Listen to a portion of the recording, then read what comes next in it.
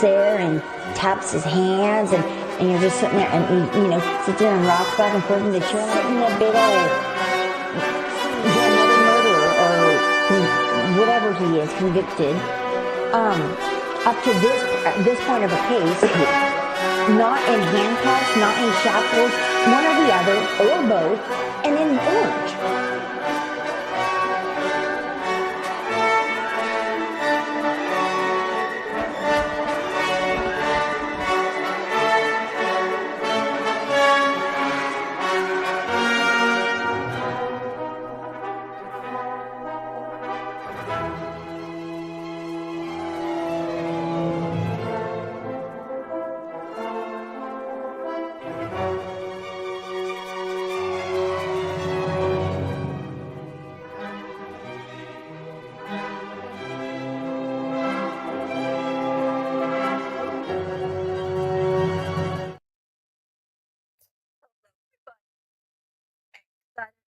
Yeah, my name's Hella. I'm Hella Mad.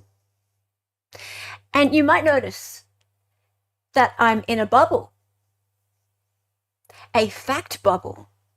Because I believe Mr. Kohberger is stuck in a bubble. A fact bubble. And those of us who have been following the case closely, we may be guilty of being stuck in a fact bubble ourselves. So today, I challenge you to burst your own bubble. Burst it. Or I might burst it for you. I'm going to burst your bubble, people. Because unfortunately,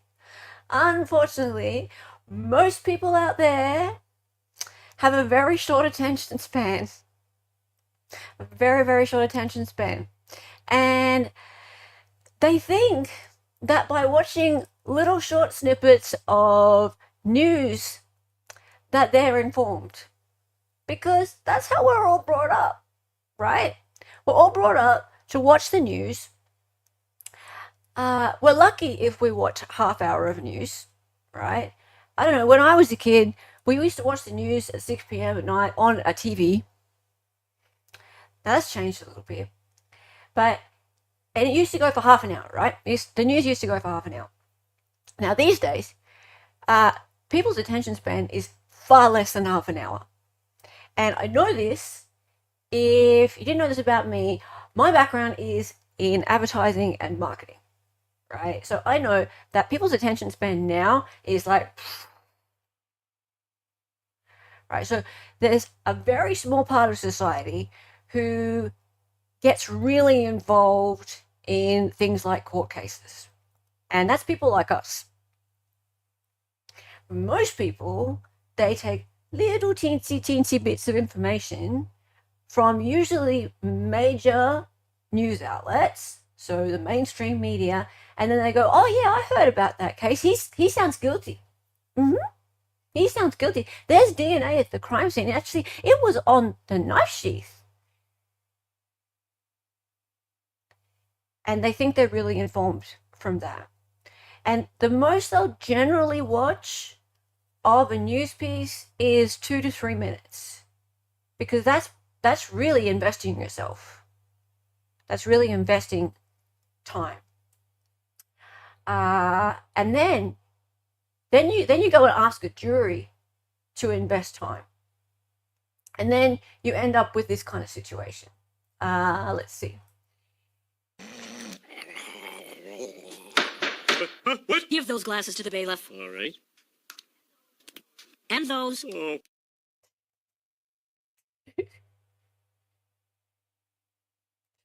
always think of the Homer Simpson situation with the glasses, and then he's got another set of glasses.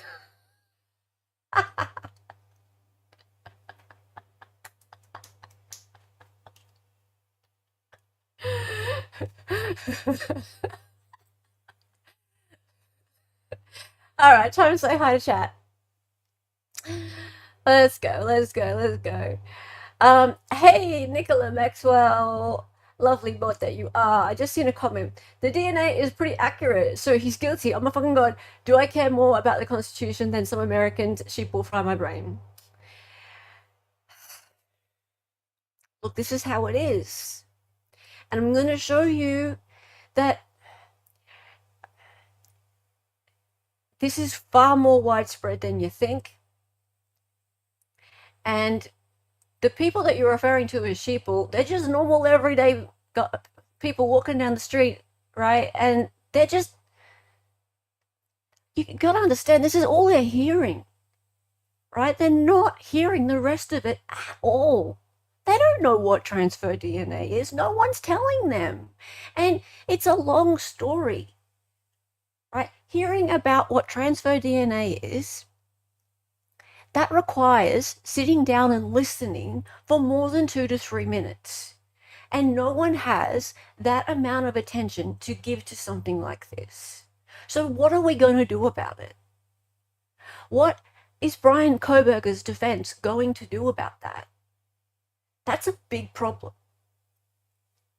CH, when you have an ex-NYPD channel with over 500,000 subscribers still talking about stalking the house and messaging them on socials, there is no desire or appetite for the truth. I don't know what channel you're talking about, but that's a concern too, because you still have misinformation out there as well, and that's salacious stuff. People love hearing about that kind of thing.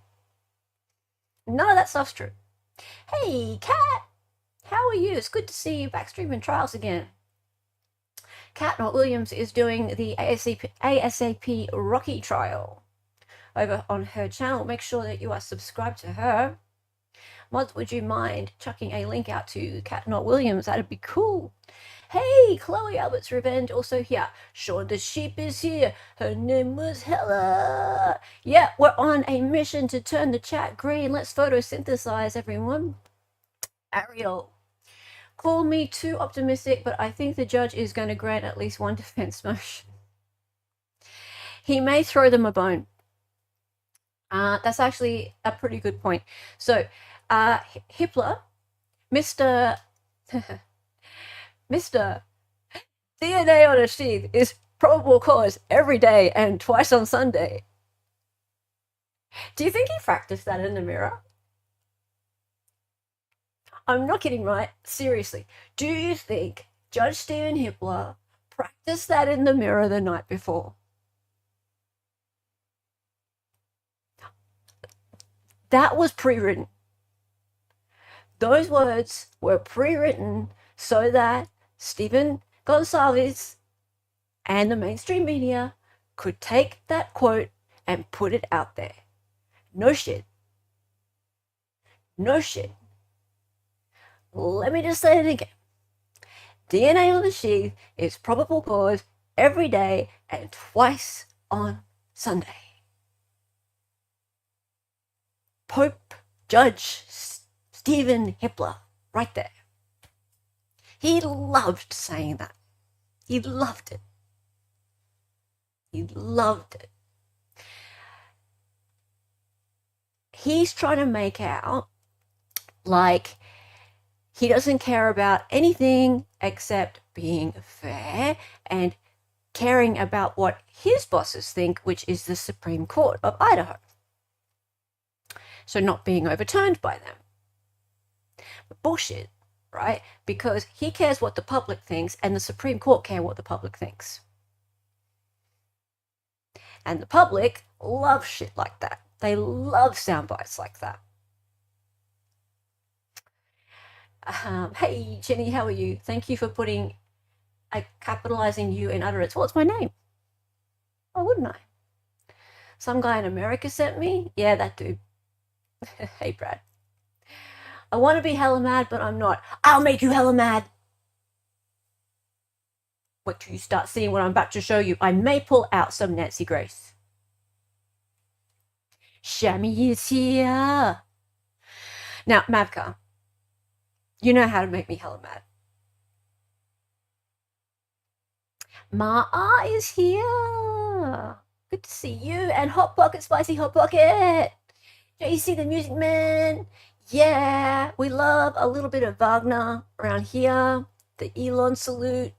Yeah, KLF is here. In the house. Guilty, guilty, guilty. Grey Space is here. Your bubble is bursting. I'll burst your bubble, Mavka. I will burst it. Short attention span. And Scott's gone. See you, Scott. Adriana is here. Nice to see you, Adriana. Free Kohberger. Make sure you got the right Kohberger there. Hello, chat. You only want Nancy Grace for news. You only watch Nancy Grace for news. Well, she'll keep you up to date. For sure. I have a short attention span, which is why I do bits in the chat to stay entertained. Fair enough. Fair enough. It was 6:30 when you were young, really? 6:30. Depends like which channel you used to watch here in Aussie land. Like if you wanted the ABC news, it was always later. John is in the house too. Hey John. And woman doing just a tip. Woman is here. There's extra noise with my voice. Yeah, I've got the fan on. I'm sorry about that. It's really... Hang on, I'll see if I can turn on reduce background noise. Sorry. Yeah, can you live with it? Because it's really, really hot here. It's Melissa Simok. It's here too. Is it annoying you? Alright, I'll turn off. There you go. And now the garbage truck comes along. Maddie B is here. Hey, Maddie B. And V is here too. Sarah the Irish. Love ya. Thank you for keeping up with things for us, with all the documents. And Need Some Z's is here. MJ P87 is here. The state admitted that it's fake too. Admitted what's fake? What's fake? Tell me what is fake that the state admitted to, because I need to know.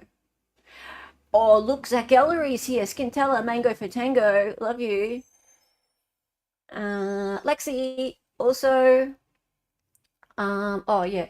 I think Jennings stepped in it way too much. Look, yes, but no one in the general public is going to know that. And what we're going to be doing today on this stream, I'm going to be playing some really short clips from mainstream media, and I mean short clips because that's what people consume, right? So we're going to have a look at those and be shocked by what people are hearing, including some interviews with the man himself, the state agent himself, Steve Gonsalves. All right, if you don't know who Steve Gonsalves is, he's the father of Kaylee, one of the victims of the Idaho murders. Very sad, but it's so hard to continue to feel sympathy for this family, the way they keep going out there and spreading misinformation and also grifting for money and trying to speak on behalf of the rest of the victims. It's like the rest of the victims just, I don't know if they elected this couple to speak on their behalf, but whenever these two appear, or Steve mainly, appear and speak, they are termed the victims speak out. Whereas it's just one of the victim's parents speak out. So it's very strange. It's very strange what's going on there. You may be hella mad, but you're also hella awesome. Oh, JC, you're hella awesome. No, he's not Judge Hitler. And Adriana, it's Judge Hippler. Hippler. And I know it does sound a bit like that. I think we need to be really careful though, because there are some people who really don't like his way, and who are sort of pro-defense and who are starting to sort of use that term in against him. And I know you didn't mean that, but there are some people who are starting to use that, and I think it kind of takes away from what the people who are wanting due process for Bryan Kohberger are trying to achieve. So I won't be calling him that. Courts closed on Sundays. Yep, because have been judged. They illegally got that DNA. Shut up, dude. Who are you talking about? Oh, okay. Yes. So, just to catch anyone up who's not quite up with this, the biggest motion that they were arguing on Thursday and Friday was about the IgG, which is investigative genetic genealogy. So it was about how the state acquired the knowledge that it was Bryan Kohberger's DNA or transfer DNA, which was on that knife sheath. So they supposedly got some cells off that knife sheath and backwards traced it through a genetic database like 23andMe or Ancestry.com, and built a family tree and then narrowed it down and found out that it was Bryan Kohberger. Now, there was no warrant to do that, and it was supposedly done illegally. So that search was done illegally. Now, the way it's being conveyed to the public is, who the fuck cares? It's his DNA. So his DNA is at a crime scene. So what? You've got no right to privacy if you're at a crime scene and you had your DNA all over a, well, they make out like it's a murder weapon, but it's the sheath of a knife that may be the murder weapon. Who knows? It's never been found. The problem is Judge Hippler talks of a direct match for probable cause. No direct match until buccal swabs post-arrest. Exactly. So they went and arrested him based on this, but then they got the buccal swab and did the proper DNA analysis. So that was after the fact. Of course, people out there are like, who the hell cares? They got it, and it's his DNA. Execute him. Now. Why is this taking so long? Hit the like. Thank you, Sarah. I did turn the fan off. It's gone. Now what? All right, sorry. That was 10 minutes ago. Bunny Murphy is here. Hey, need some Z's? It might be, but accessing sites against policy is not right, and that's the point. I hope he gets that. He won't. Guaranteed. So, like Ariel was saying earlier in chat, Judge may grant one of the motions, and there are plenty of motions to suppress, right? So there's motions to suppress his the search warrant for his Apple data, for Amazon searches, and that's supposedly, you would think that's for buying a K-bar knife. If he did buy a K-bar knife, who knows? For the search of his physical person, etc. So there's a bunch of different searches. He may throw them a bone and let them have one of those things suppressed, because there are a bunch of warrants that were messed up, like not signed or signed on the wrong date or before they had authorization to do so. So that did come out in the hearings. You'll see today when we watch these clips from mainstream media that pretty much none of it was mentioned to the public. But Judge may, yes, throw them something so it looks like he's being fair.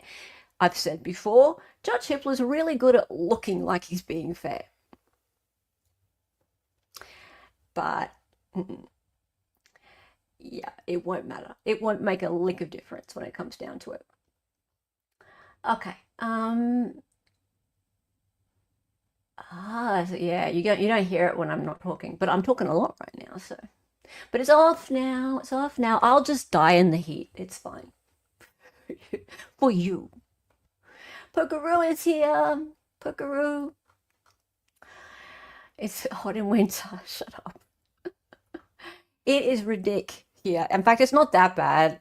Like, it's 33 or something degrees Celsius today, but last week it was 38.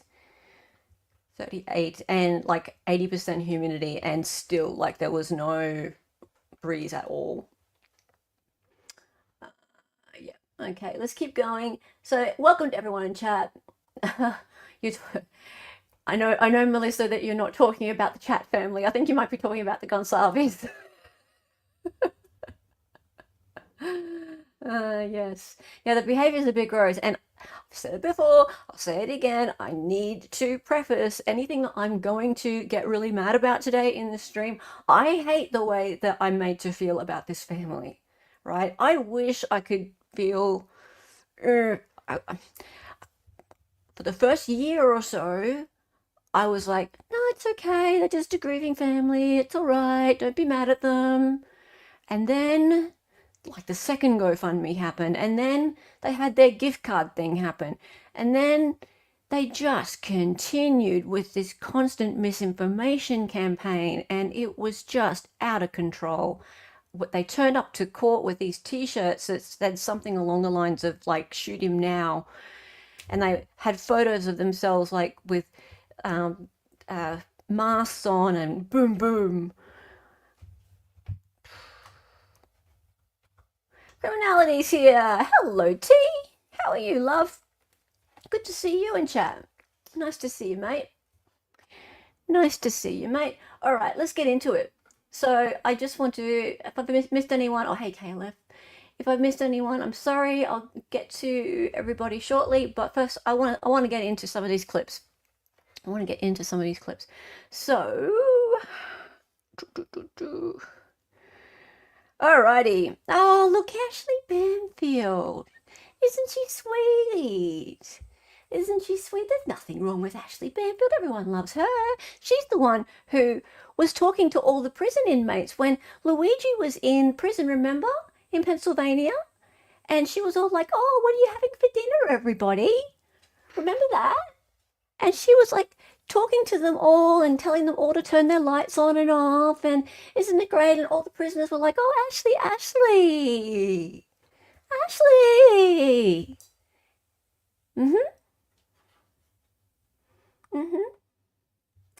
Yeah. Okay. Let's see what she's got to say about all this.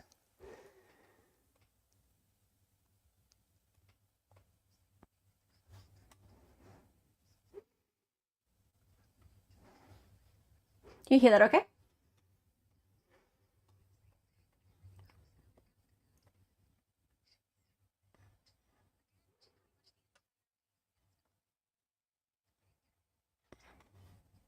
Oh, hang on.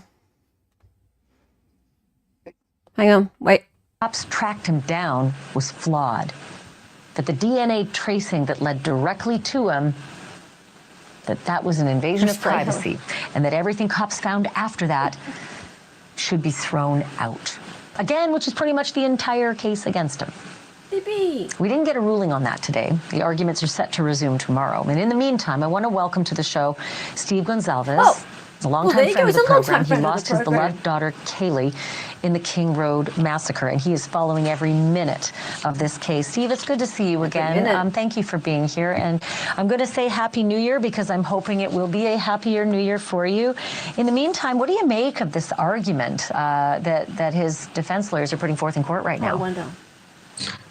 I mean, it's a sign of desperation.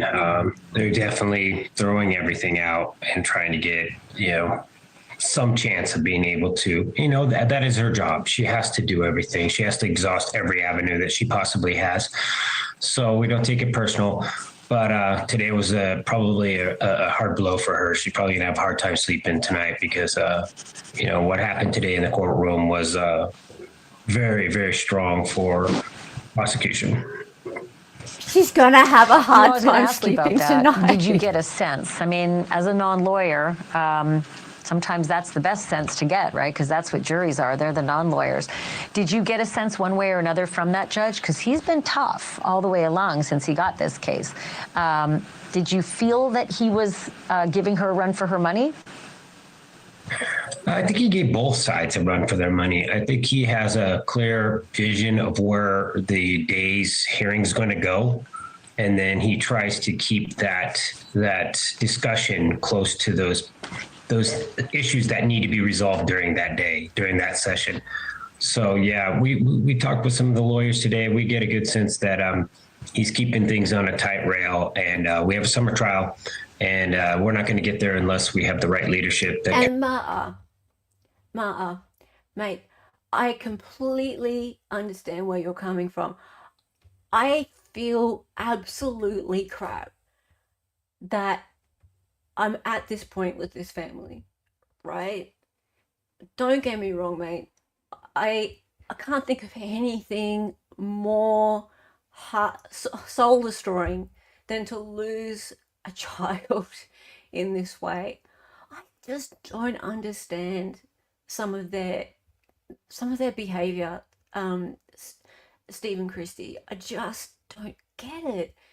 And like, okay, I don't know how closely you've been following it, but they continue to, like, considering there is a suppression order, a gag order, considering that, they continue to, every time something happens, they go out there and they try so hard to influence public opinion, to create a narrative of that Bryan Kohberger is absolutely the man, and none of the other families are doing this, right? They're letting justice play out, and it's a really ugly narrative as well. There's been a lot of facts that have been disproven in open court that this family continues to put out in the public. And I just wish they wouldn't do that. So I'm not here to make like fun of them personally or anything like that. A lot of people are doing that. I'm not here to make fun of them. But I don't like what they're doing to actually get in the way of justice playing out. It's really, that bothers me. And the media are lapping it up. They're just lapping it up, because what's better than having victims' families willing to talk all the time? It's great. It's great for ratings. Gonslavi's family is the brave family to step forward to represent the lost 4 victims. I don't know if the other victims are that happy with the things that they're saying, though, right? Hey, Sleuthy. Do I see Sleuthy here? Hello, how are you? I'd like you to weigh in on this, Sleuthy, in terms of how the Gonslavis are representing what's going on. Okay, let's keep going. And keep everybody on the same path and communicating and getting things done in an orderly fashion. And I really feel like that's what he was doing today. You have a very kind and compassionate personal lawyer that's sort of giving you the guidance as you move through this process, Shannon Gray. We've talked with him a bunch of times on this program as well. He's very knowledgeable about Idaho law, and I'm wondering if he has sort of helped you to look at all the other things in the case against Bryan Kohberger. If for any reason the judge, and I don't think this is going to happen, but if the judge decides that everything after the DNA discovery that led to Bryan Kohberger has to be thrown out, they've still got the white Elantra, right? They've still got perhaps even phone records, because maybe the white Elantra would lead them to the phone if the DNA didn't. Does Shannon Gray, your lawyer, give you a good feel for the rest of the evidence in the case leading to a conviction? Yes, he does. And we do communicate. Sure. We try to work with the prosecution to make sure that we're all on the same page. And yeah, I think they have a strong case. Obviously, you want to have the strongest case possible, and having DNA, there's nothing stronger than that. And it's not going to be taken out of the court. So even if it was, yeah, there is still, I mean, there's still the Amazon order. They talked about that today. You know, when you start seeing the things all add up, you can tell that this individual has had a history and was building up to this. It wasn't just some type of a crime of passion. I am praying for you and your family and the other families who are affected by this as well, Steve, and we'll stay in touch as this hearing continues. We'll cross our fingers that you get the resolution that you deserve. Thank you for doing this, sir. Thanks for watching. Oh, hang on. I like this bit. joinnn.com to find News Nation on your screen. And don't forget to click the red subscribe button below to get more of News Nation's fact-driven, unbiased coverage. I love it when she says that. You silly cow.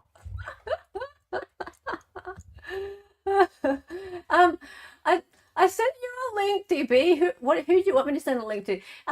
T and Sleazy, you're welcome too if you want. I'm just going to be going through a bunch of these ridiculous non-coverage clips, and then we're going to read some of the comments in the comment sections as we go along. You're very welcome. I blame the state. They either give the family bad info intentionally or not, or don't try to correct it because they know they'll go public. It's a diversion. Hey, you're so right. Right? Yeah, absolutely. I feel that they've found in the Gonslavis a couple who are not scared to speak out. Like, they're really happy to talk to the media. They're eating up everything that the state's giving them. They're happy to even run their social, like they've got a social media account, a few of them, but one especially that's monetized, and they're making money out of it. That's attracting a lot of criticism, but whatever. This whole thing in the last week about them wanting $5,000 to get to Boise to attend this hearing, that has attracted a lot of criticism. Whatever. Here's the thing. The information that they're being given, a lot of it is just damn wrong. Right? So, but you're right. Like, either they're not being corrected, or they don't care. The Gonslavis don't care, and they just continue to spew out all this stuff, and the state are like, okay. And most people are very forgiving of course, a family who's lost their beautiful girl. Most people don't question it. They're just like, oh, okay, so the family said that he was stalking the girls? Of course. Of course. Why would they make that up? It wasn't them that made it up. If one did want to compare them with the Paddies, okay, so we're talking about the Delphi case now, though they were also in contact with social media people on TikTok, Twitter, YouTube, etc. They also basically created the timeline.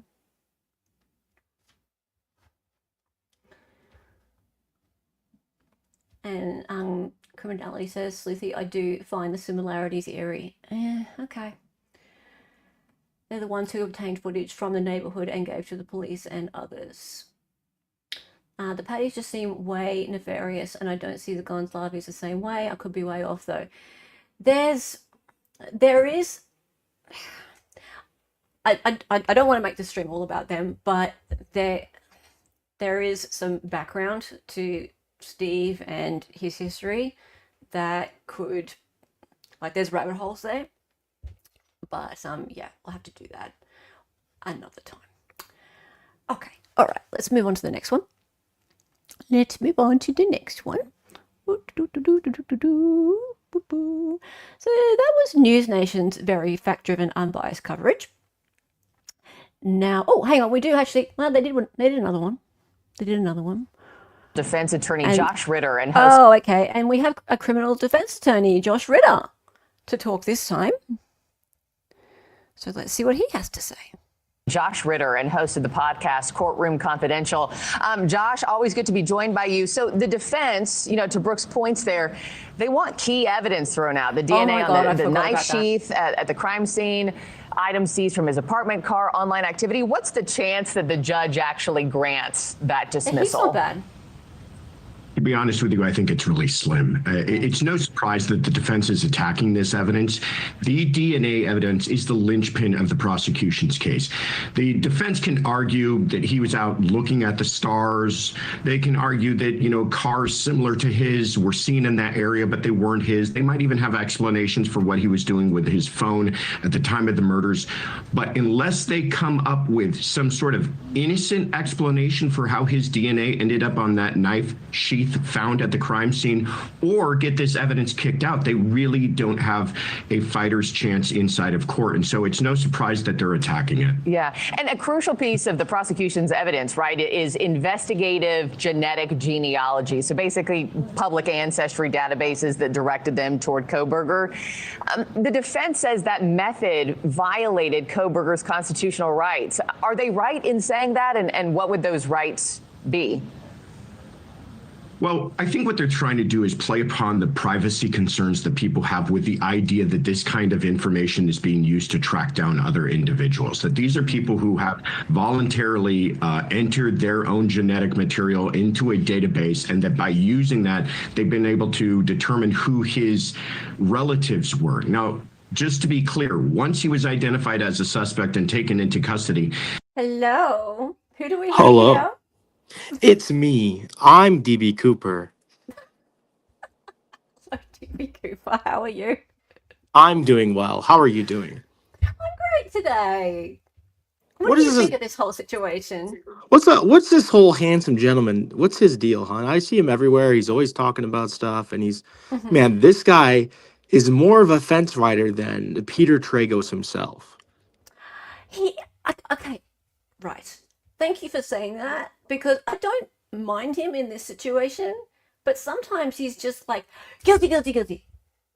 It depends who he has on. He literally, he'll like have like Bob Mata on and be like, Richard Allen, yeah, the reasonable doubt. And then he'll have HTC and Dr. John on and be like, yeah, I can't believe people think that. It's like, dude, are you driven by a wisp of the wind? What is your deal? A wisp of the wind, yes, exactly. Right, mate. He's a flimsy guy. He is flimsy. Absolutely. You are so right. I thought so too. But I came out the womb with an opinion. You know what I mean? I'll go to the streets with my opinion. I don't change. You know what I mean? I'm not a flimsy wildflower like this gentleman. No. I'm no fence sitter. This dude's a bit of a fence sitter. Like, he's not dumb. He's not dumb, but I think he's willing to say whatever will be acceptable with the audience that is watching at that time. So, and he'll say it quite well and with poise. I don't not like him. I prefer people who have a really strong point of view. So that's just me. That's just me. Sleuthy, say it like it is. HTC is gross. I've seen her for what she is at this point when she thinks folks aren't looking. Lol. Oh mate, guess what, right? Like, I saw a short of her. Oh, see ya. I saw a short of her outside the courthouse and courthouse/jailhouse, reporting on Corey Richards. And she just said nothing. She was just like, okay, so the courthouse is attached to the jailhouse. And all of the comments were like, your bag is so cute. I love your bag. I love the way you dress. You dress so cute. And I was like, really? Is this really why you made a short, so that people could comment on what you're wearing? Oh my God. Needs to do. I want someone that has an opinion and sticks to it, or can admit when they're wrong. Yes, 100%. Right? I will tell you guys, flat out, I am so defense biased until I can be completely convinced beyond a fucking reasonable doubt, not unreasonable, a reasonable doubt that that person is guilty, guilty, guilty. I am going to be on the defensive side. That is it. That is it. And I will die on that hill. Pretty dress, darling. All right, let's keep going. They did DNA swabs on him to directly match him to the material that they recovered from the crime scene. So they're not just working off of this IgG evidence, they're working off of the direct DNA evidence. But they're saying that there's something controversial, a violation of privacy rights in the way that that was first used to identify him. From a legal standpoint, the arguments are not as clear. From probably a public perception standpoint, I think they might have more traction. And I think that's why they were so concerned with having this hearing be public today, but the judge has decided against that. Yeah. I also know the defense argued this week that pretrial hearings should be made public. Also, you have several media outlets who came forward this week. They had their request denied to be granted access to a closed-door hearing on Tuesday, Josh. The media says they have a right under the First Amendment to attend criminal proceedings. Do they make a good case, and should we be allowed in all of these hearings?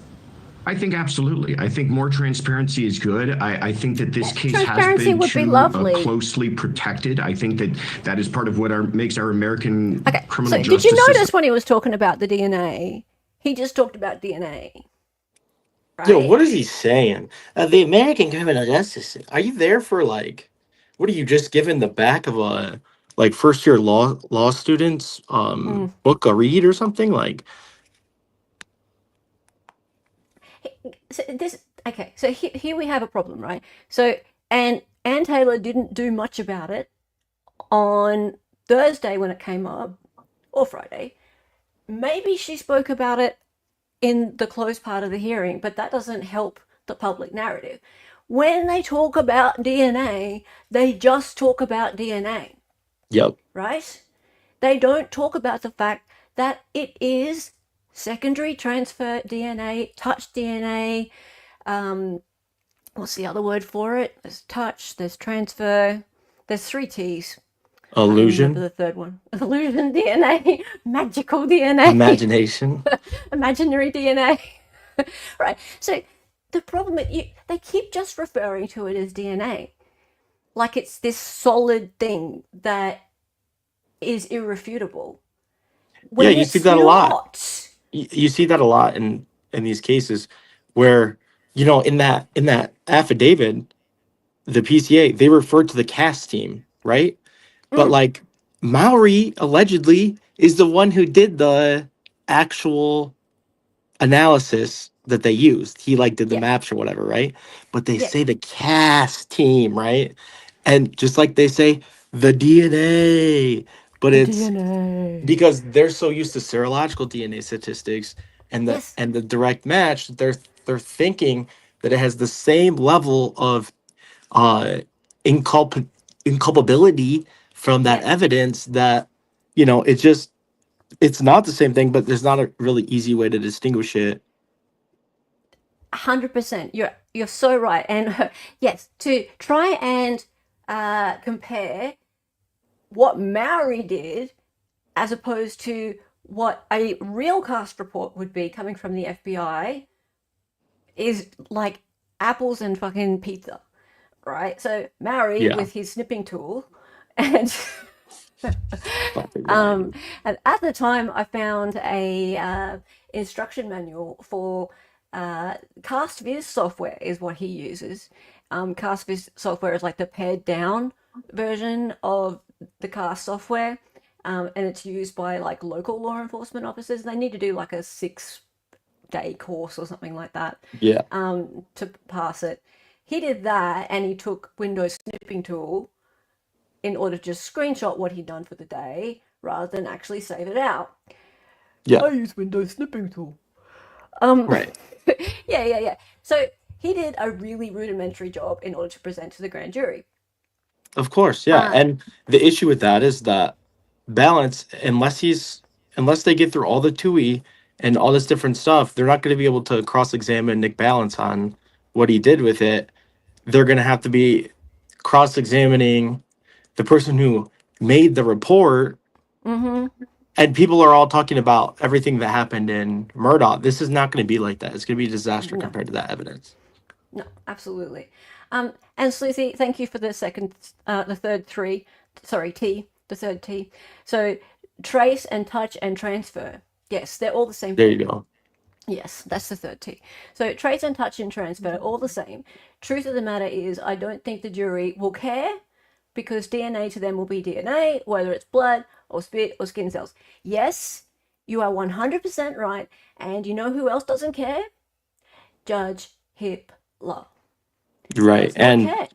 a death penalty qualified jury sure is not going to care. Nah, they've got firing squad on their mind. Yep. Right? That's it. Right? Here's what the jury is thinking. The jury is thinking this. What? Give those glasses to the bailiff. All right. And those.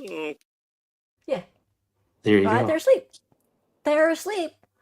They are asleep while the expert for the defense, who is explaining trace and touch and transfer DNA, is speaking. Because Yeah, it's I boring. mean, we seen it just recently in we didn't see shit, but I heard about it through a very intelligent lawyer named Andrea. The Richard Allen trial, there was a juror, or I guess not Andrea, but people covered the juror interview, but she said that the bullet evidence was boring. It was boring. It was boring. And I think she believed in it. The expert, she believed in it. But right. we didn't consider that. Yeah, and you should probably do that. You should probably care a little bit more about what's going to happen to something than to characterize the evidence against him as boring. Boring. And she had her sleeping glasses on. Oh, right. Okay. So wonderful is that we do open up the doors and allow the media inside. It is interesting, though, because the defense was against all of the media attention originally. I mean, they asked to have this case moved across the state because they were so concerned about public perception. And now they've kind of pivoted and said, well, now we want everybody to hear about it. Can I talk about it comes this? down to an issue that they feel is of public concern. Okay. Every single law enforcement agency that got within 100 feet of smelling Bryan Kohberger's farts wanted to go out there and say, we got him, everybody. We participated. We stopped this gentleman on the highway and we seen the look in his eyes. Every single law enforcement agency wants to go out there and say that they were involved, right? Because it makes them look good. It makes their leadership get attention from the political parties. They get, all kinds of just attention. They could talk about their slogans, on the TV for the national broadcast punchlines and shit. Well, they wanted a non-dissemination order. The defense did, right? Because constitutionally, they didn't want more information getting out that they thought could be incriminating, right?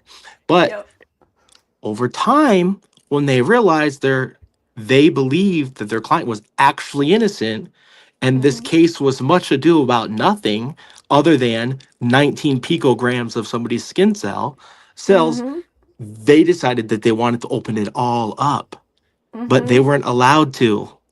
So they've been trying to unseal everything for a better part of a year. Yes.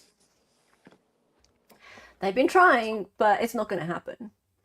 Well, did you see the motion today by the judge? By the judge? Breaking or order today by the judge? No, I checked the docket. There's something new. Yes, breaking news. Breaking news. I'm gonna break it right here on your break TV it show. now. Oh, break it, baby. Yeah. So I guess he says he ordered for the transcript to be made of the closed portion of the hearing.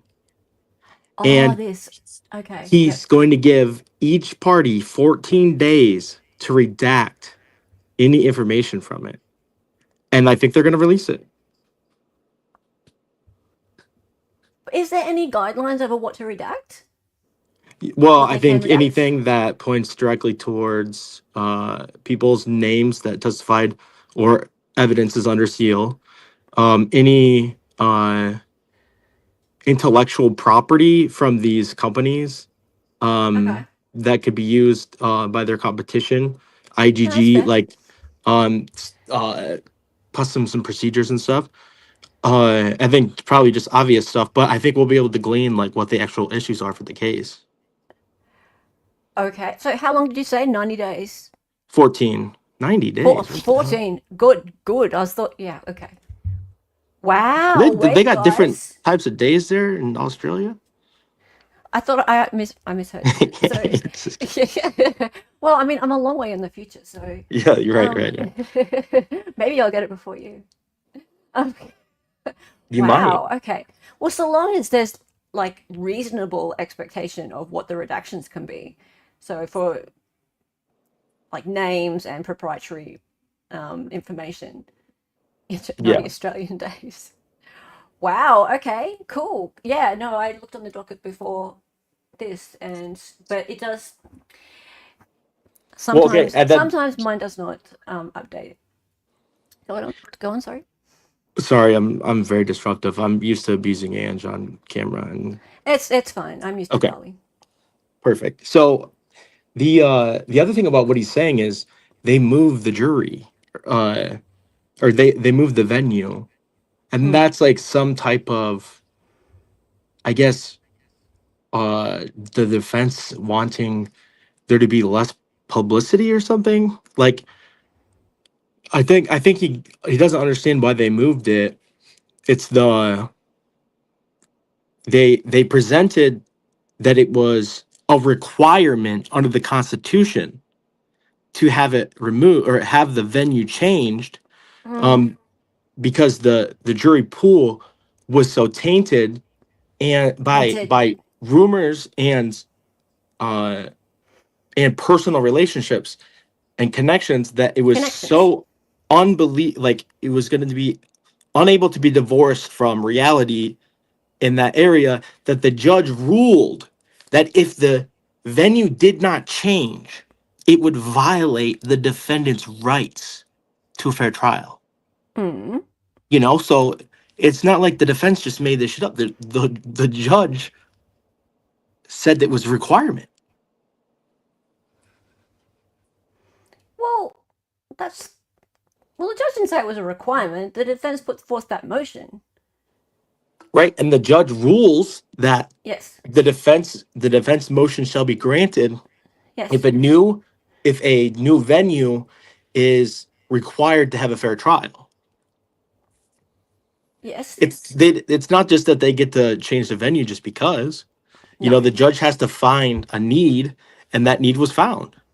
Yeah, and there was a 130-page document by the defense which clearly explained why that was required. Yeah, Right? Very, very clearly. That was a bloody masterpiece document, that was. I thought so too. It was great. In fact, I refer to it a lot. The Dr. Edelman report was brilliant. Anyway, so yeah, they needed a larger jury pool and jurors not connected to the witnesses. The connection was the problem, right? The fact that people could walk down to their local shops and potentially see somebody who could be a juror. No. And the news, they were like, well, this is a national story, it doesn't matter. But the studies that the expert actually did showed that the misinformation stuck longer and was more resilient to other influences for people that were local. So they would learn something that was misinformation, and the local people had a harder time overcoming it with the actual facts, because they were already so connected to it personally. Absolutely. Yeah. Street justice, I think, was one of the things that they said would happen. Yes. If a not guilty verdict happened, Bryan could face street justice. In fact, even the law enforcement officers could face street justice. The prosecutor, in fact, could face street justice. Was one of the things. Oh God. Yes. All right. Let's finish this one off. The judge, I think, is concerned about the names of relatives perhaps being released and trying to protect that, but it seems to me like we're getting to the point where those arguments don't hold as much water, and we really should be allowing cameras inside. Josh, I got to end it, but just a couple seconds left. This murder trial is set to start in August. Any chance that actually happens? I mean, this has been delay after delay. Oh, delay after delay. I think so. We're 2 years past the time of the murders. I think that's enough time, but at the same time, it's a death penalty case, and they seem to ask for more time in those situations. Thanks for watching, everybody. Go to joinnn.com to find News Nation on your television provider. Also, don't forget to click that red subscribe button below to get more of News Nation's fact-driven, unbiased coverage. Unbiased coverage. The individuals who are utilizing these databases, and we're talking about millions of them, are... Not that. All right, so I need to show you something else. This. 2 seconds. Share this instead. So, the name of this video by Fox Live Now is, and this was 25th of January, everybody. Idaho murders. Firing squad execution pushed by lawmakers amid Kohberger trial. Oh, bye, DB. That's what they had to talk about on the 25th of January. What? I'm hella mad. I'm hella mad. How is that a headline on the 25th of January this year? Okay, so let's just look. Let's just look at this. As 2 days of hearings on defense motions in the case of a man accused of murdering 4 University of Idaho students led to the revelation of new details in the case. Fox News now reporting the defense appeared to confirm reports that Bryan Kohberger was seen wearing rubber gloves in his parents' kitchen when tactical officers burst in to arrest him, taking him into custody. His attorney accuses one of the surviving roommates, an eyewitness, of having memory problems, drinking, and telling conflicting stories. That happened. The defense also wants investigative genetic genealogy evidence suppressed, but their arguments did not appear to move the judge.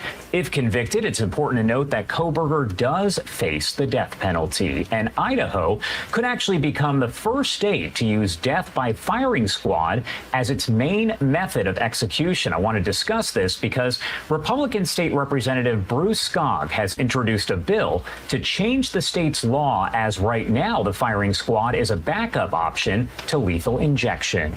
He does join us now live to discuss all of this. Thank you so much for taking the time to be here with us today. Is this relevant? Glad to be here. How can I help? All right. Well, first off, I do want to ask you, can you break down for me what this actually does, what the bill, the legislation would do? Well, as you stated, this moves the firing squad to the #1 option in Idaho for murderers that are on death row. And I want to do that because we had a botched execution attempt with pentobarbital, or intravenous injection into a mass murderer. That's a fail. We need to fix that. I expect a lot less appeals issues with the firing squad with the Supreme Court. You kind of already touched on this, but why was it so important for you specifically to be a part of this? Well, initially, I brought the bill that brought firing squad back as the second option, and we did that because we couldn't get the pentobarbital. Magically, pentobarbital showed up once we passed this bill. But the firing squad, it's, I think, a more humane option. It's certain. There's about 10 seconds of real pain, according to experts, where the pentobarbital, sometimes there are other issues with it, like the collapsed veins on this mass murder that we had, and we couldn't carry it out. So I think it's just a better thing in the courts. The U.S. Supreme Court has never opined that firing squad is unconstitutional. So I think we'll have less issues with it once we get it set up. Do you see this moving forward as things do progress here? I do. I think my committee will get it out of my committee onto the floor and up to the governor's office. No guarantees, of course, but I think we'll get this in Idaho as a good option. And we coincidentally, well, not coincidentally, a Florida company that does ammunition is volunteering to donate all the ammunition. And what would you say to somebody who maybe is against the firing squad being used. What do you say to them to explain your rationale and your thinking? I have a duty as a legislator to carry out the law. The law is that there is death penalty for those very rare cases in awful murders. We haven't been able to carry that out or carry it out well. And we need to do that for the victims who are often forgotten by the media and others, for the victims who died, for their families. I hear from those families who've been agonizing for decades for the justice that the courts have said they want done. I think we're going to get a couple of those done here in the next 6-8 months. And you said a Florida company has offered to donate ammunition. Oh, okay, nice. Do you see, if this does move forward and Idaho does use the firing squad as its main form of execution, do you think other states will follow suit? I can't predict that. I don't know, but possibly. Utah has firing squad and has carried it out, not as the number one option, but as an option. I think it's a good way to go. All right. Representative, thank you so much for taking the time to join us here and discuss this. Anything else you want to add before I let you go? No, just that we don't take this lightly or cavalierly. No. This is an important way to carry out justice in Idaho. All right. Thank you again for taking the time to join us here on this Saturday. We appreciate it.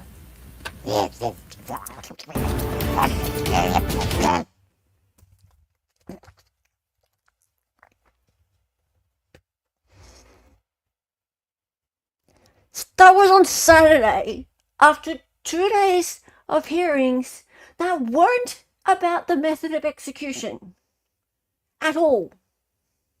Right? You guys watched it? Did they talk about the method of execution? Did they?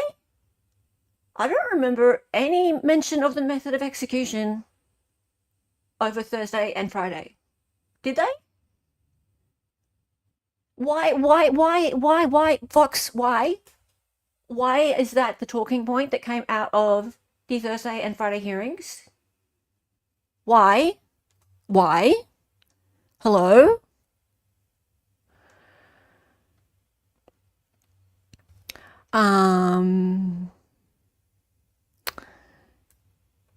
Let's have a look at some of these comments.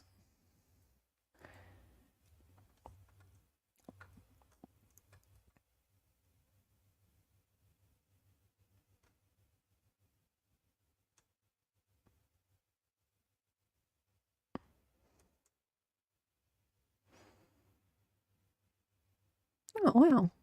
I'm a bit surprised. After watching the open hearings from this week, the victim's parents should be outraged and seriously wonder if Bryan was framed. Male blood on a handrail at the crime scene, another male's blood on a glove, not tested, and the lead detective who kept answering the defense questions with "I don't know" and "can't recall" over and over. And don't get me started on Ashley Jennings' word salads. Shameful. Okay, so if you want to actually hear anything about what facts really did come out at the 2-day hearing, you have to go down to the comment section.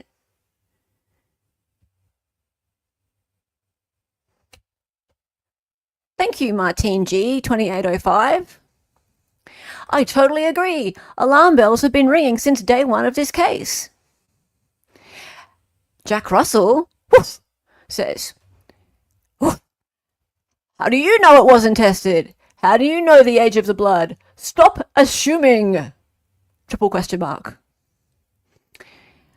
Not for me, they haven't. I know. Kohberger is guilty as fuck. Wake up, Steve. BK isn't your guy. I think you meant Idaho LE are corrupt as well as the town. Wake up, BK didn't do this. Maybe go back to sleep, you're dreaming. Wow. Okay.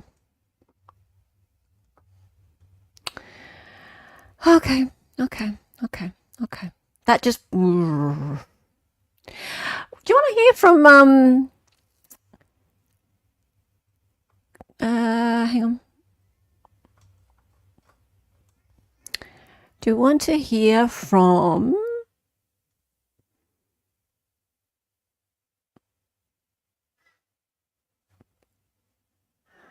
Let's see what Court TV has to say. But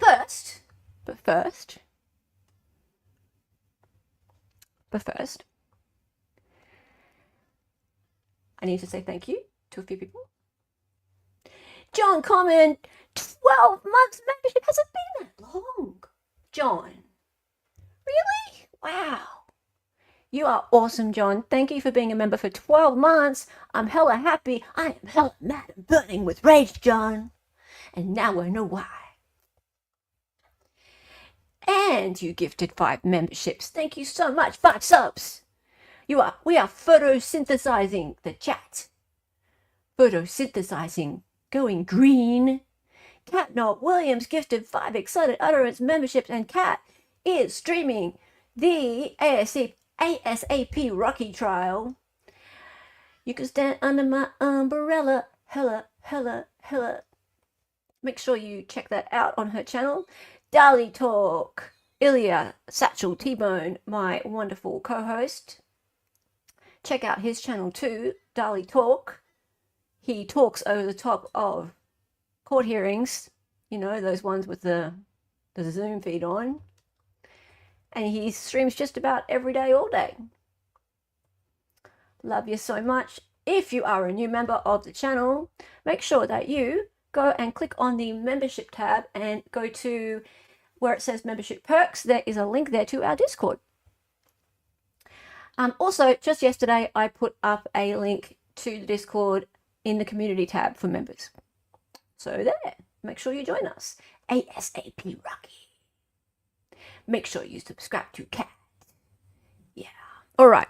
So you would think Court TV would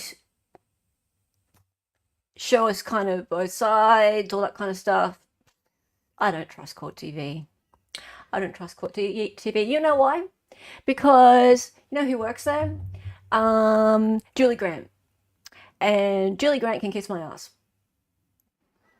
I don't like Julie Grant one little bit. And for people who like Vinnie Politan, I don't trust him either. As DB was saying earlier, fence sitters. I don't like fence sitters.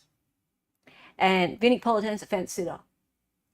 Every now and again, you think that he's all like, oh, let's have a look at the facts from the defense point of view, right? And just recently, he's been all up in our faces about, oh, look, maybe Richard Allen is innocent. Well, that's just great. Well, where were you? Where were you all along, Vinny? Right? I think that he smells that there's some audience in the Richard Allen innocence movement. I think he smells it. I don't think he cares. No. But I'm a cynic.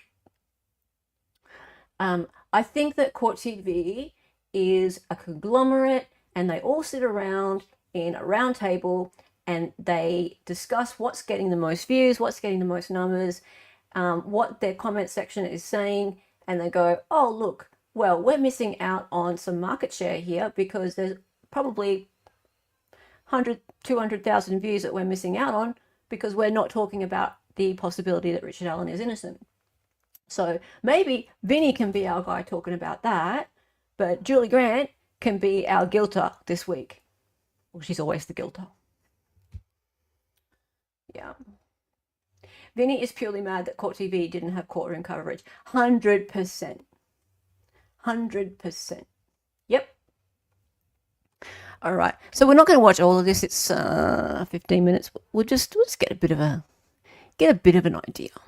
Right. So the name of this video, let's see, what's it called? Kohberger defense says genetic evidence implicating him was obtained illegally. These databases, and we're talking about millions of them, are willingly sharing their information with each other, with millions of other people. Isn't there a subset that says, but I don't want these people to look at it? In some of the data, the FBI, as I understand the evidence, then says, okay, we agree, we won't search those ones. So I'll address that part, but look at Bryan, he does not look good at all. The issue is that no one sharing this information with millions of other people could have a reasonable expectation of privacy. The test for that isn't, do they have a reasonable expectation of privacy against law enforcement? It's against the public writ large. So, for example, we cited in our brief 3 different cases where Idaho's appellate courts have found people have given up a reasonable expectation of privacy in information that was shared with a single company. And it was shared with that company just so they could get the service from that company. Here, we're talking about people sharing it not just with the company, but with millions of other people, because sharing it is the purpose of providing it to the database. So regardless of what the FBI did or didn't do in terms of violating the terms of service, no one has a reasonable expectation. Is it different if they share it with the company and it's obtained by lawful process from that company versus going in the back window and taking it? No, Your Honor, because right now what we're asking is not reasonableness of the search. Right now what we're asking is there even a reasonable expectation of privacy? And so the fact that no one has a reasonable expectation of privacy in those databases means that even if the FBI violated those terms of service, no one has a Fourth Amendment right to complain, and certainly Mr. Kohberger doesn't. He has not asserted factually or through evidence that he was a customer to one of these databases. And maybe that changes the case if he were, but he's not. He's not even claiming that. He's not even asserting it. Now, I do want to address the second. Okay, so they made a 15-minute clip just about this argument here, right? I want to look at the comments because I went looking at the clips that Court TV went and made, and they were very pro-state, very pro-state. So let's look at how that impacted what people were saying, because that's something that I do a lot on this channel. I'm far more interested. Oops, that's all right. I'm far more interested in how this affects people than so much what the talking heads are going on about. So in response to that particular clip, Jenny Rose says, "This man speaks clearly, concisely. I now have absolute clarity. And is grasping in order to delay. This is ridiculous. Those kids deserve justice. He left his DNA at a crime scene. Get on with this trial. Enough. BK is cut off emotionally, hence slaughtering 4 helpless victims, and has all the time in the world to fight for his rights. In this case, those victims are objects to him. It's all about him. He's not capable of remorse. He is capable of studying, researching, and challenging DNA. He's very book smart. He has no empathy or ability to care for others, none. He gets all the attention he thinks he deserves now and enjoying it. He has the focus, time, and book smarts to drive this case to the Supreme Court regarding DNA and its processing of it. He has no right to his DNA in a crime scene, thank God." See, Mevka, this is the thing, right? He didn't necessarily leave his DNA at a crime scene, but no one cares about that because it's not proven that he's the one who left that object at the crime scene, right? It's an object. So you don't have any proof that he was actually there. All you've got is proof that his skin cells are on an object that was there. That's it. That's all you got. Everything else about this case has fallen away. The car and the phone. And no one's really talking about that. Notice that the media is not talking about that because that was a big soundbite that didn't get played back. I haven't heard it played back by anybody in the mainstream media that Ann Taylor said that there's evidence that the phone wasn't there at the time of the murders. The phone wasn't there.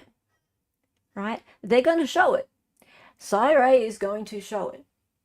The phone was not there at that crime scene, wasn't pinging around there, and Cy is going to show that it was 40 miles to the west at the time that they say the murders occurred.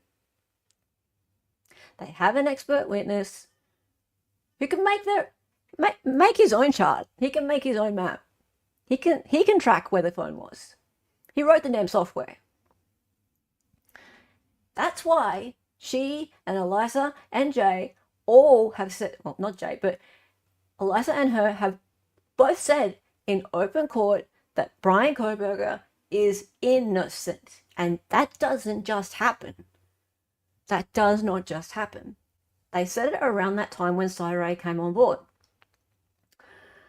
They don't care now, but when insurance companies do it and premiums go up, then they'll crow, oh, sorry, I don't know what you're talking about there.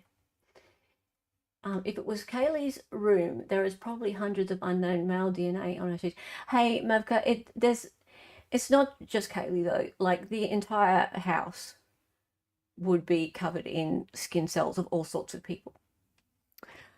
These lawyers are disgusting for trying to get him off these horrific murders. Okay, like, that pisses me off. Just having a go at the lawyers shits me. Shits me. I wonder what this person's saying. Hi, they are horrific crimes and the perpetrator should be caught and punished. All honest defense lawyers will agree that no criminal should get away with any crime. Sometimes defense lawyers or their friends and families are victims of crime. So nearly all defense lawyers do not condone crime or get away with crime. They just do a job, i.e. put the prosecution to proof. You have to remember that a defense lawyer does a job. They are not required to believe the client or act as prosecutor, judge, jury. I'm not going to read all this. If BK is convicted, he can't appeal the fact that the defense team overlooked something. See, this person's right. So respectfully, BK's lawyers are not trying to get BK off by giving him the best defense, and he is subsequently convicted. It becomes a solid jury decision. I don't trust juries. They have to. These lawyers are his defense lawyers, but in my opinion, he's sinking fast. Well, you're not. Okay, right. Okay. So I agree, he's sinking fast, but he was sinking fast from the beginning, right? As long as he goes to trial with this DNA evidence, he's going to be convicted. I'm sorry, but it's true. We saw in the Richard Allen trial, and we saw in the Zachariah Anderson trial, and there's been so many more, that there has to be all evidence. And you put the bad man up in the chair, and the jury sees the bad man, and the jury goes, convince me that he's innocent, please. You didn't do enough to convince me he's innocent. Show me he's innocent. Show me someone else to convict. I don't see anybody. No. Okay, well, I need to do the right thing by the victims. Victims need a fair trial. Okay, well, guilty. Guilty.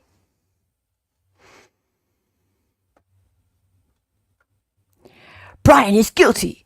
How else would his DNA get there under the victim? There was no one who stole his knife. If they had their DNA, would be there, not Bryan's. He's trying to throw the spaghetti at the wall, and it's not sticking. Those victims have their Fourth Amendment right as well. They also have a right to catch the killer who chose to take their lives for no reason, and then ask the court to throw out his DNA so that he can't be held accountable for his actions.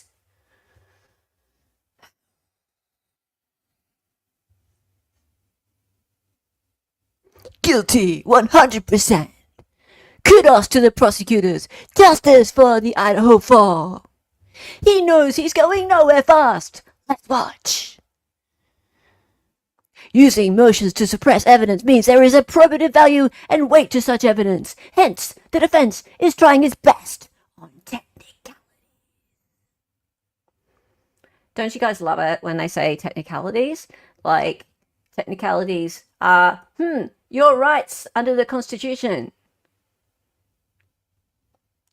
My client is guilty. Please throw out all evidence. And by the way, he was there only to kill Maddie, but Kaylee picked the wrong night to visit.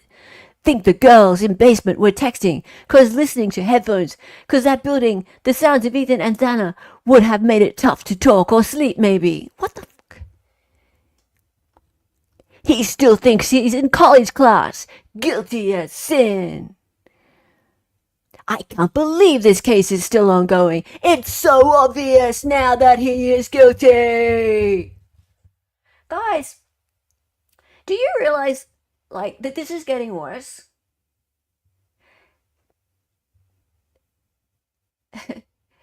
So many of the theories that the prosecution has put out there from the beginning, so much stuff in the PCA has actually been debunked in open court.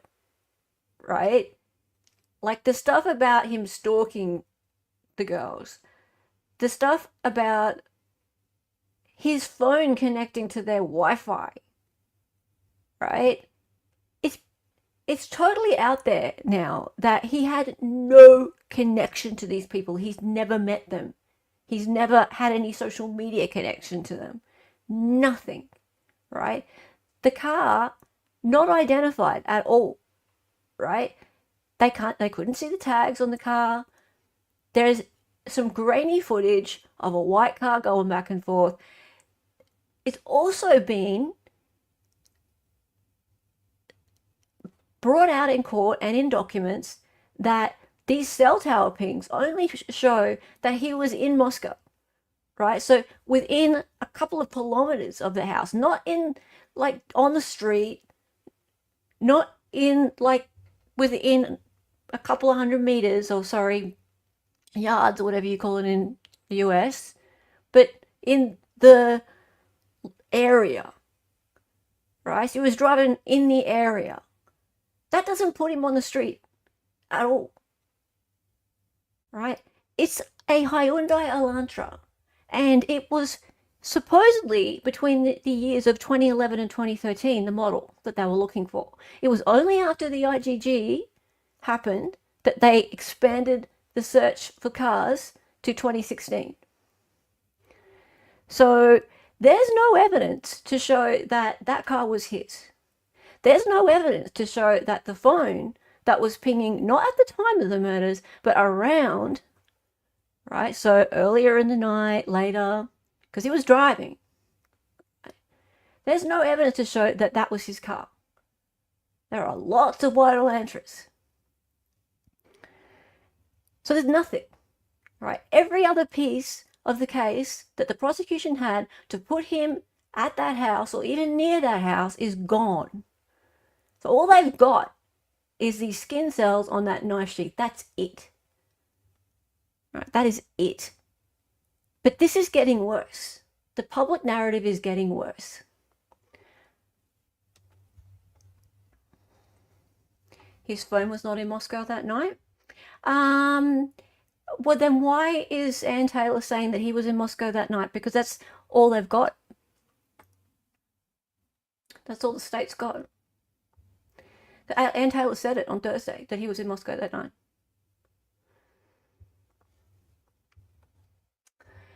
Anyway, I could pull it up.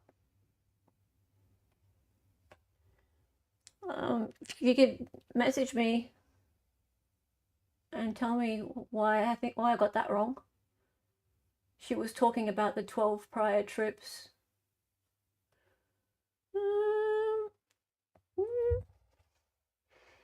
No, what she said that night.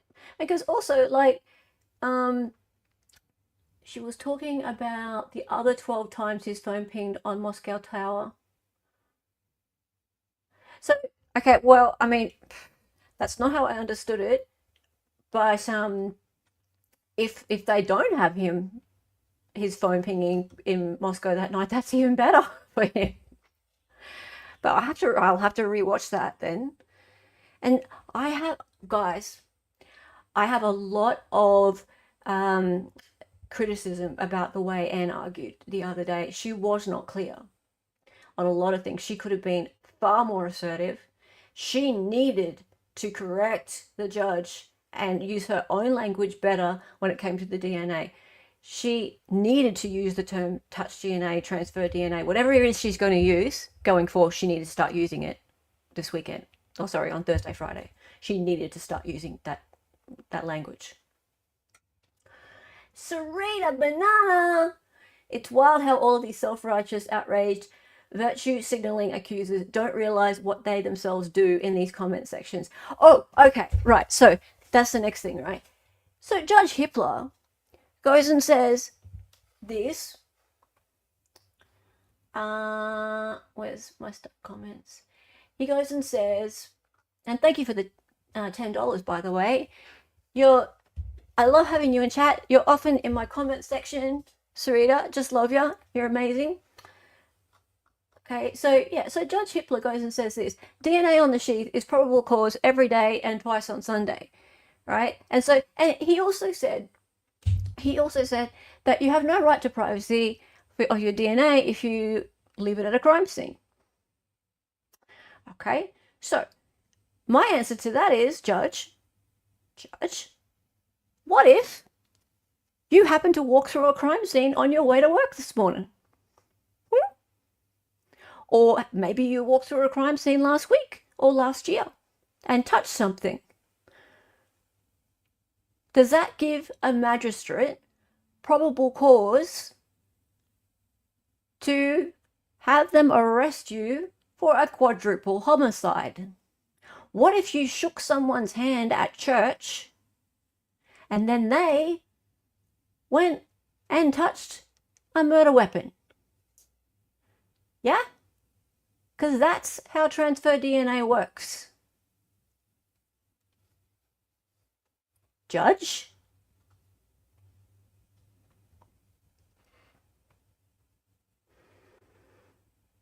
Got to remember that defense can't say too much, as so much is under seal, which made arguments pretty hard.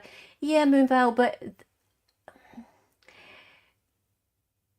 the use of the language, just using the language DNA rather than being more specific about the kind of DNA that it is, it's really tying the hands of the defense, and it's really changing the narrative that's out there. This has been spoken about in open court before. There have been experts for the defense speak in open court before. So I don't see how just using that language would be a problem in terms of the suppression, so or non-dissemination. Does the SW asking the magistrate to ignore the DNA make this difficult for Hippler?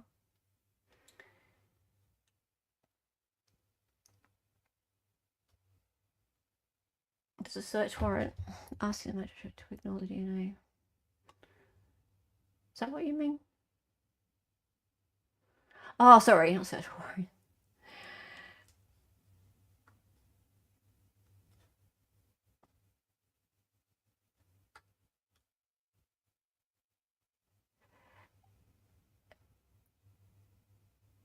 Asking the magistrate to ignore the DNA make this difficult for Hippler? I don't think so. I don't think so. I don't think he gives a rat's. He's in the public eye. People, you look at these people. They're all just like, well, why on earth would you ignore the DNA that is left at a crime scene? And he was very clear. He was like, no, you left DNA on a knife sheath at the crime scene. That is, you have no right to privacy over that.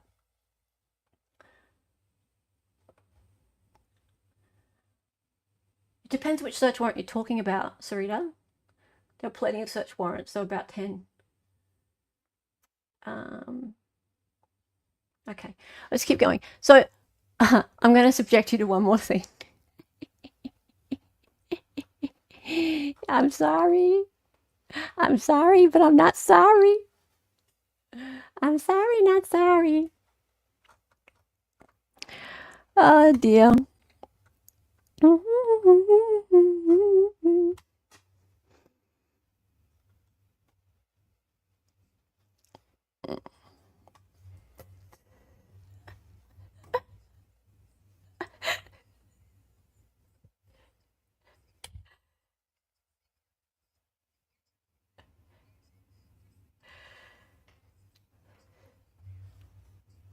Man.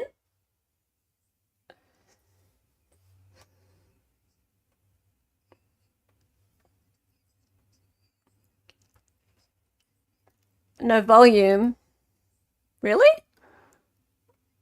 Oh, okay. Maybe that was for the best for you. Let me try this in time. Is that better? Can you hear that? Leave her muted. No sound. Okay, hang on. Hang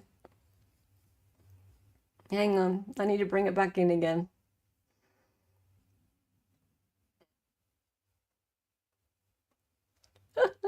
my stream is like, no! Don't do it, Helen!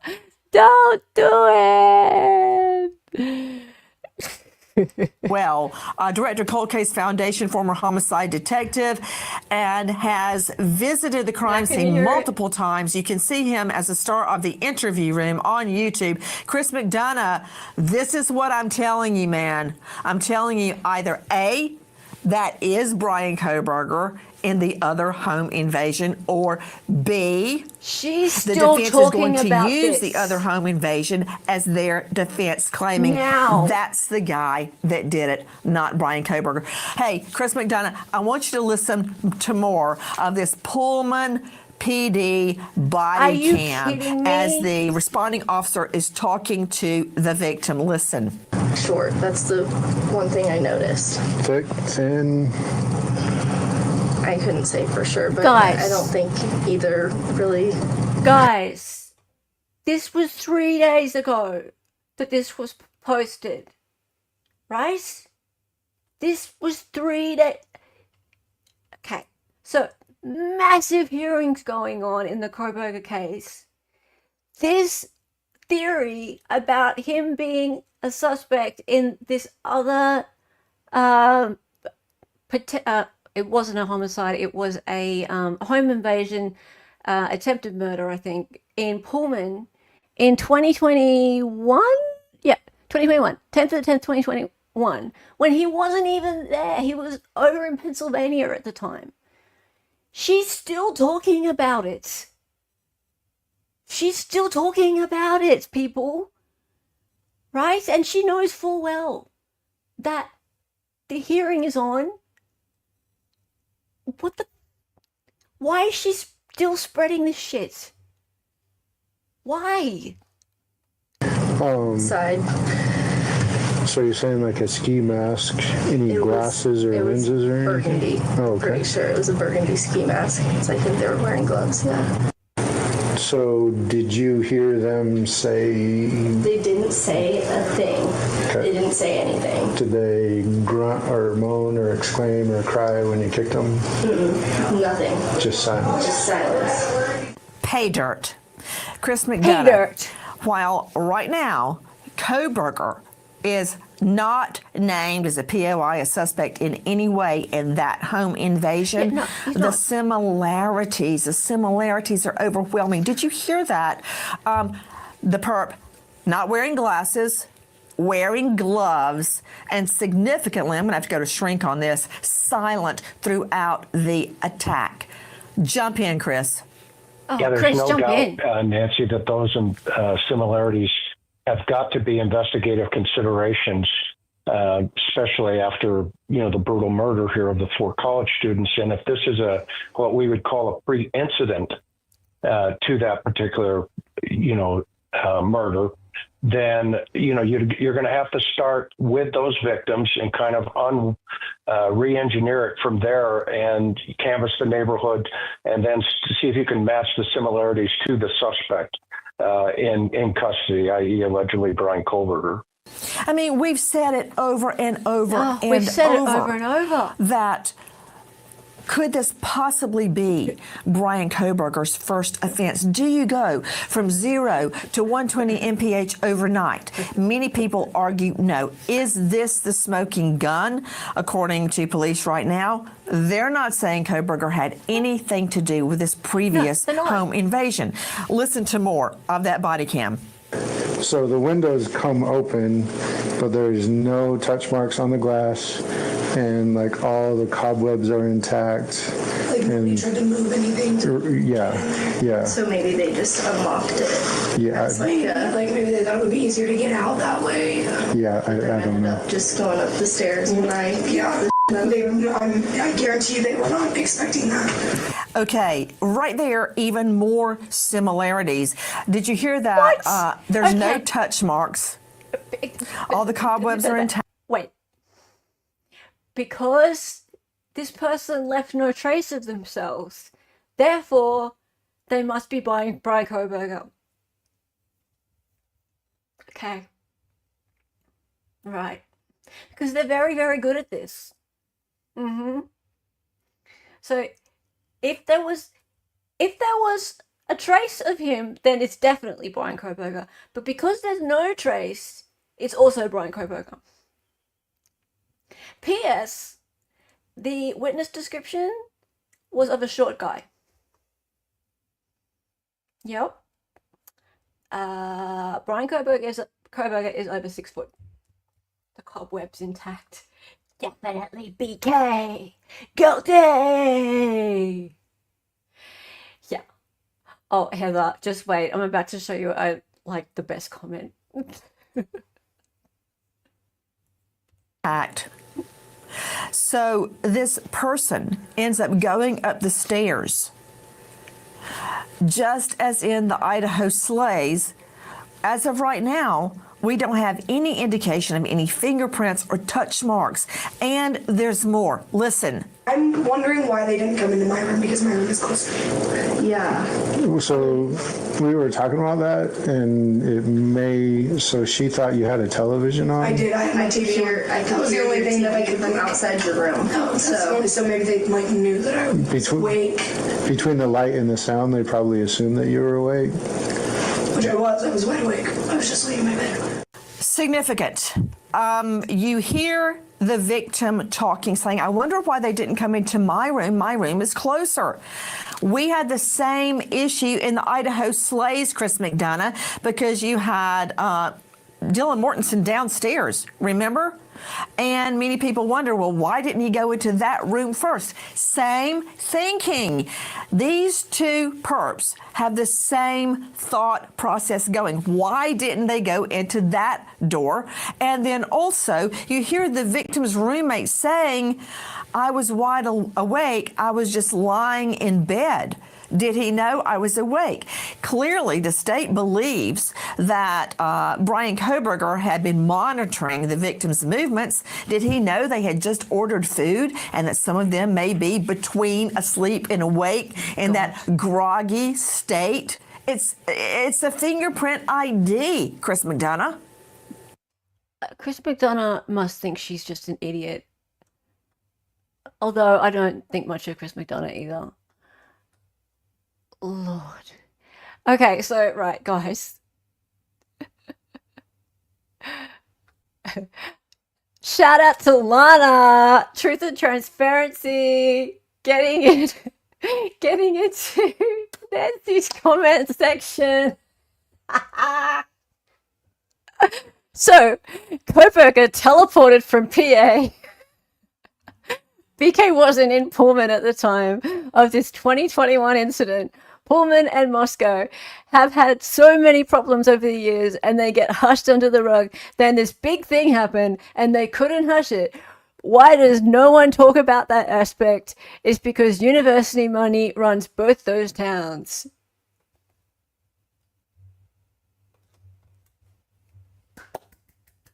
I love it. Lana getting in Nancy's comment section.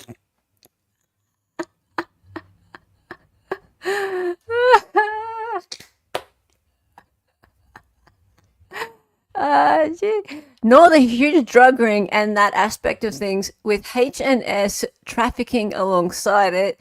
There are so many things being hashed and manipulated, and it's honestly sad because the right person, not just a person, should be held responsible. And this person said phone stopped reporting while he still was in Pullman. I thought his cell phone stopped reporting whilst he was still in Pullman. I don't know about that. And I don't know about this phone stop reporting thing. Phone stop pinging to the tower, but that doesn't necessarily mean stop reporting. Like, there's other ways that your phone can connect to the network, as in, there's, it's continually trying to send out signals and connect to things like the apps, location services, etc. So Syray knows about all this stuff. I don't, and I don't think Detective Mowry does. So we'll see. We'll see. It's all going to come out. Good job, Lana. I love Lana. I've only really discovered Lana in the last year or so. And yeah, she works hard. She works really, really hard. I love her coverage. Didn't it just get out in the recent court hearings that there was blood DNA evidence from an unidentified male in the Idaho 4 house? The sheath DNA was not from blood. Why didn't they IgG the other blood evidence? Hey, bloody good question. Right? Why aren't you talking about that, Nancy? Why are you still talking about this completely unrelated case that has nothing to do with Bryan Kohberger? Why aren't any of these channels talking about that?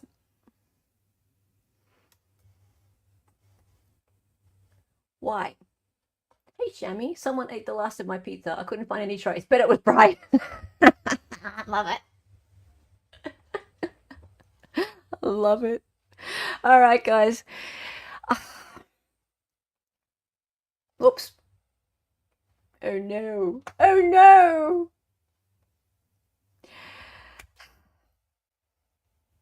I wish I knew how to even start. I mean, I can't fix it, but like the major channels, for example, can they fix it?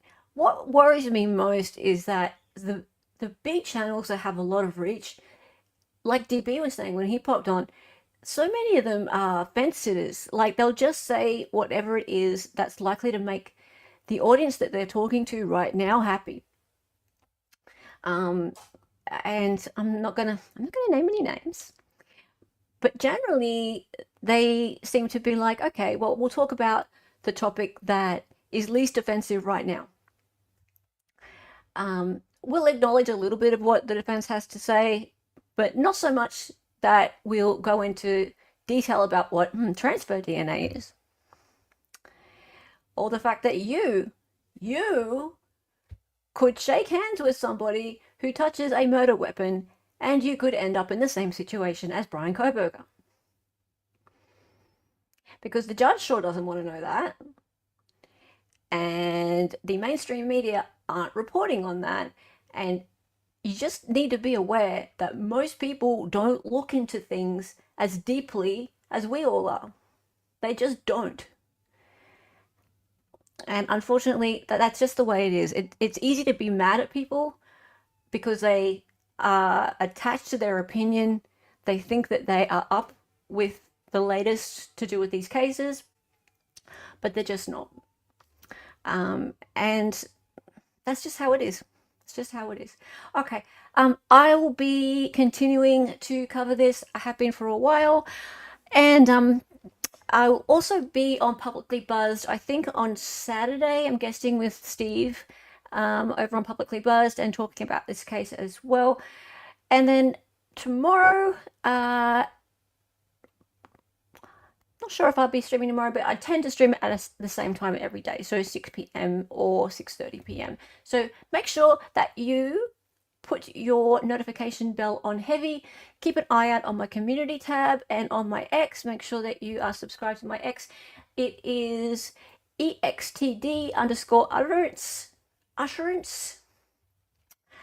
Mods, would you mind chucking a link to my X on there?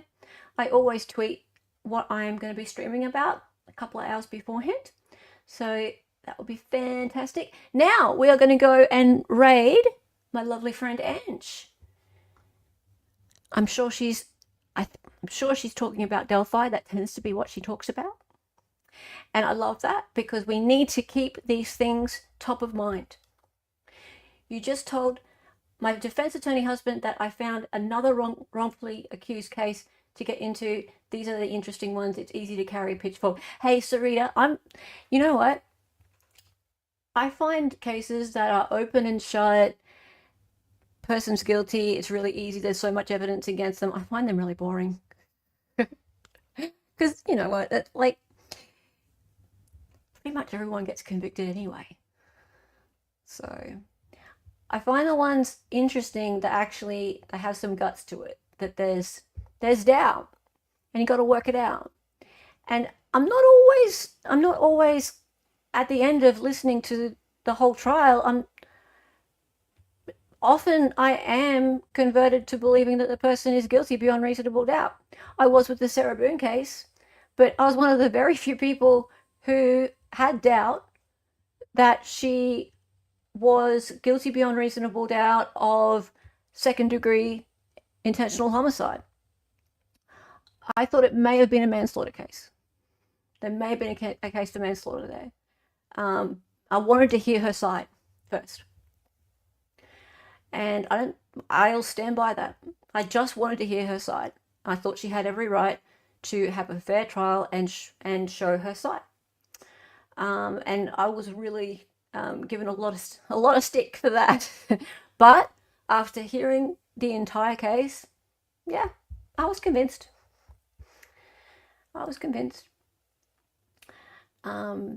Yeah. So anyway,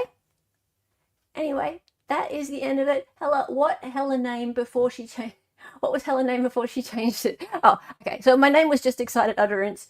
And then the other day I did a super chat challenge and I changed my name to Hella Mad. Hella Mad Excited Utterance. But my name is Hella. It's just I changed my name to Hella Mad for a super chat challenge. If you want to watch my Melody Farris streams, you'll see there's a song at the beginning and it goes, I am hella mad and burning with rage, Scott, and now I know why. So that explains it. No, I'm not going to become Hella Talk. That's not happening. All right, we're going to go over to Angie's chat. Now, really important, when you get into chat, you go, Hella Raid. Hella Raid. Everybody, please. Cool? All right, that's it. Now it's time for the song. It is time for the song. It's time for the song. Her name was Hella. She was an Aussie. She was a fake lawyer from the future. She got on YouTube and made some live streams. The co-host is Dolly and she dances sometimes. The words are always so loud and because she's an 803. To the attention, excited utterance. Her cat is